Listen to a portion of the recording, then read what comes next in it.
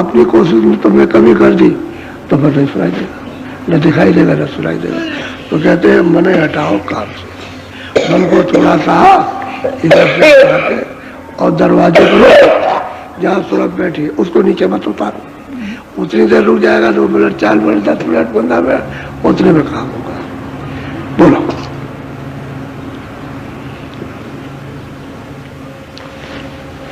मन इंद्री कुछ बस कर राखो, पियो घूट गुड़। सही बात तो यह है कि जब तक आप इंद्रियों के घाट पर मन बैठा करके रस अरे खोजते रहोगे कि हमको आनंद मिल जाएगा, और इंद्रियों के घाट पर आनंद नहीं। ये बात है कि सूरत की, क्योंकि सूरत चेतन है, उसकी ठंडक आ रही है सम्मिलित होकर के, तो आपको क्षणिक जरा संभालो।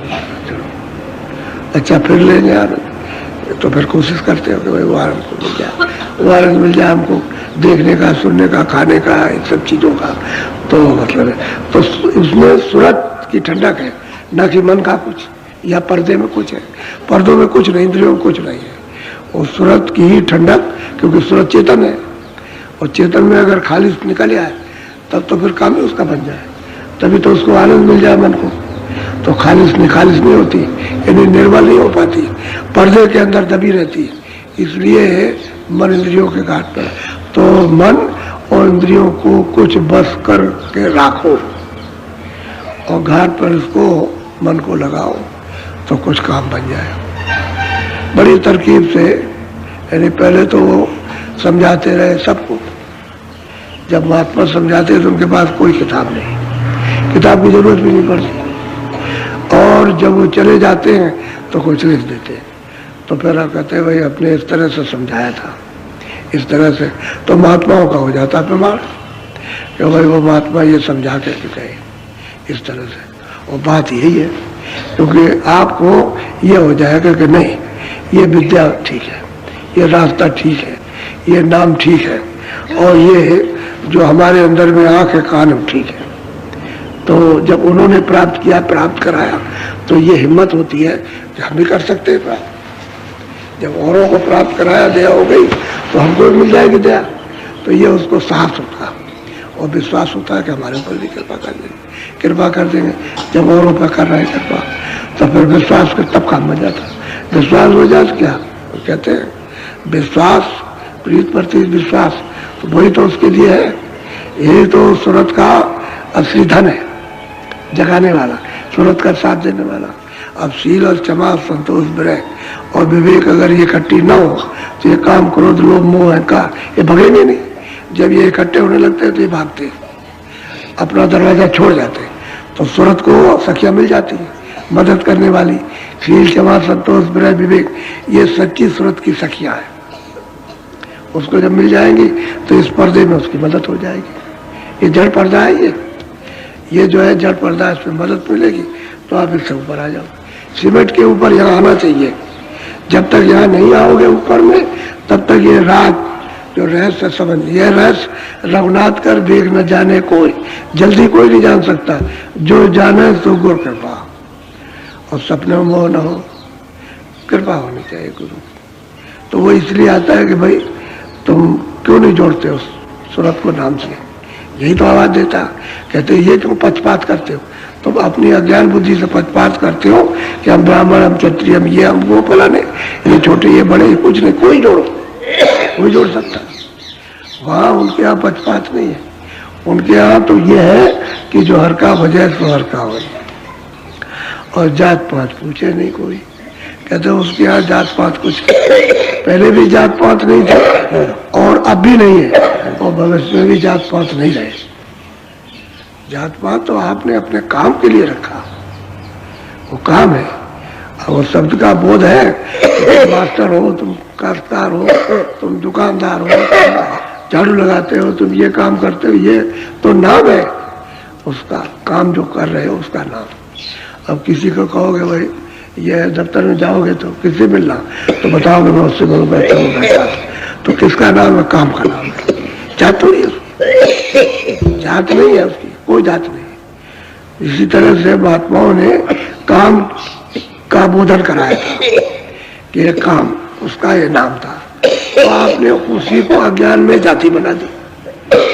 बस ये बात हो गई। वो तो ये है, आप उसमें पढ़ रहे आप तो कहते कोई जोड़ो, यानी कोई भी जोड़ो, आओ जो भी आओ, हमारे यहाँ कोई परहेज नहीं है, कोई जोड़ो आकर के हम उसको रास्ता बताएंगे और कहेंगे जोड़ो, तो आपको जाना चाहिए उनके पास। अब वो मिलते तो ही भाग दौड़ के चले जाते ऐसे ही भाग दौड़ के। बोलो। लगे ठिकाना मिले मुकामा, छूटो मन के दाम से। हम कहते हैं कि भाई मन तो कहीं से आया है, बुद्धि भी कहीं से आई, बुद्धि यहाँ की तो है नहीं, और चित्त भी कहीं से आया, अहंकार भी। तो कहते हैं भाई तुमको रास्ता मिलेगा जब तुम ठीक दरवाजे पर आ जाओगे और रास्ते में चलोगे तो मुकाम मिल जाएगा। यानी क्या मुकाम मिलेगा? मन का ठिकाना मिल जाएगा कि मन का भंडार कहाँ है, तो मन का भंडार से दल का मन है, बुद्धि का भी भंडार वही है, और चित्त का भी भंडार से दल का मन है, और अहंकार का भी वही है। ये उस चेतन के तत्व हैं जो इस लिंग पर्दे के साथ और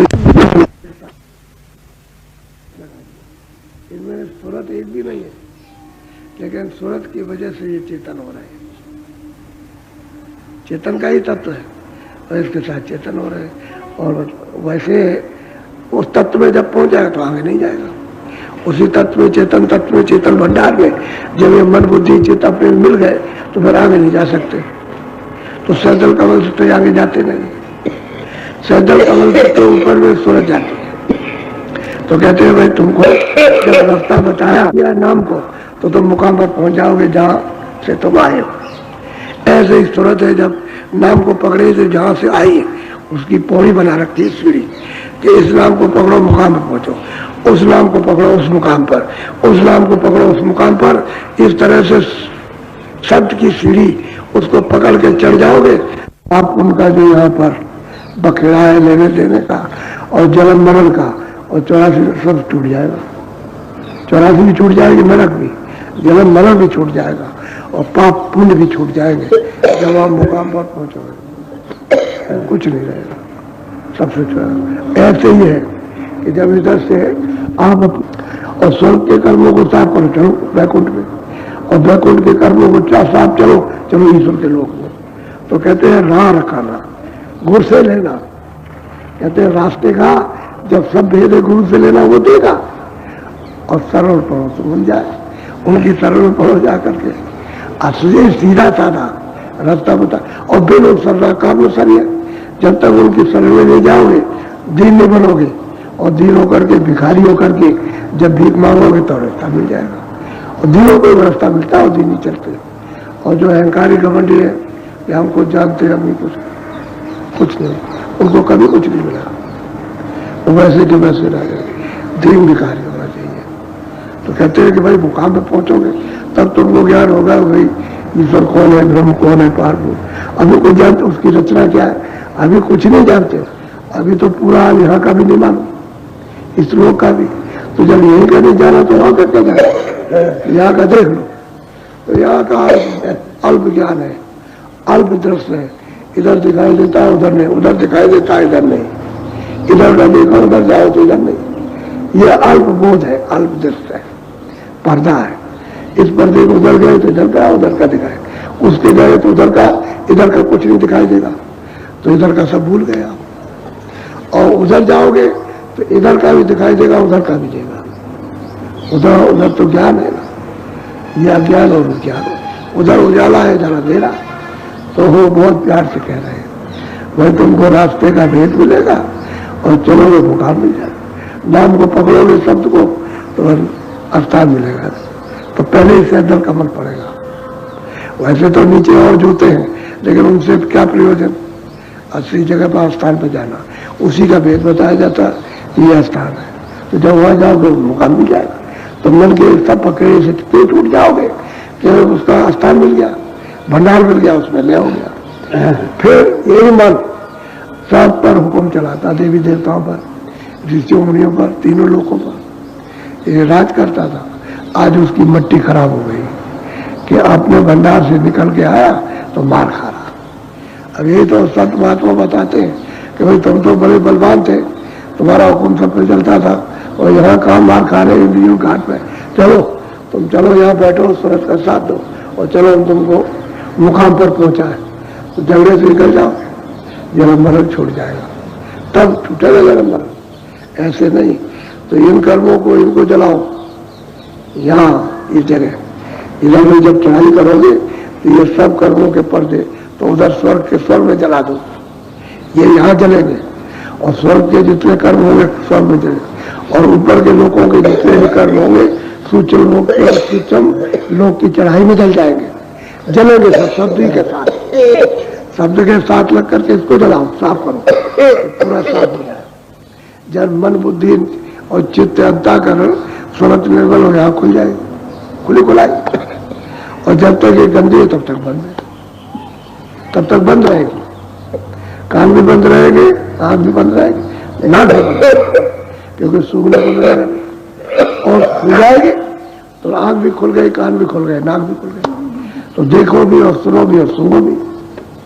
असली चीज ये है।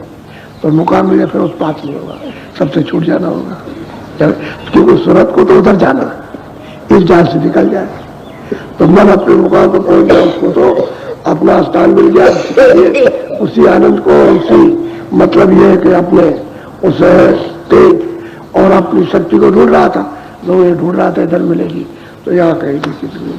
और भाई कोई आदमी गरीब होता है कि चलो, बहुत आपने सुना होगा कि बहुत गरीब आदमी थे तो लड़ाई में शामिल हुए, उसके बाद बढ़ गए, फिर बड़ी बड़ी लड़ाइयाँ करने लगे, बड़े बड़े उन्होंने गांव से जीते और फिर राजा हो गए।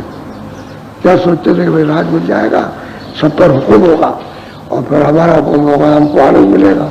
तो जब वहां राज उनको मिला तो कुछ भी नहीं, वो यहाँ से मुसीबत जाना।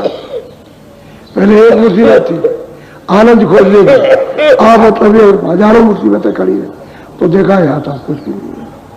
तब कितने राजाओं की मिसालें आई, बादशाहों की, कि उन्होंने गद्दी को फेंक दिया, गद्दी छोड़ दी और जंगल को चल दिया। जंगल को गए, फिर महात्मा मिले और फिर रास्ता उनको मिला, तब उन्होंने बताया। मतलब तो ये भी मिसाल है, यानी गद्दी पाने की भी मिसाल है और गद्दी त्यागने की भी मिसाल है कि उन्होंने किस लिए ढूंढा था कि आनंद सुख मिलेगा, और उसके बाद में जब कुछ नहीं मिला तो फिर लौटे, इधर कुछ नहीं है। वही ठीक था और वो भी ठीक नहीं था जहाँ थे, और वो भी ठीक नहीं है। वो ठीक तो होगा जब रास्ता मिलेगा तब।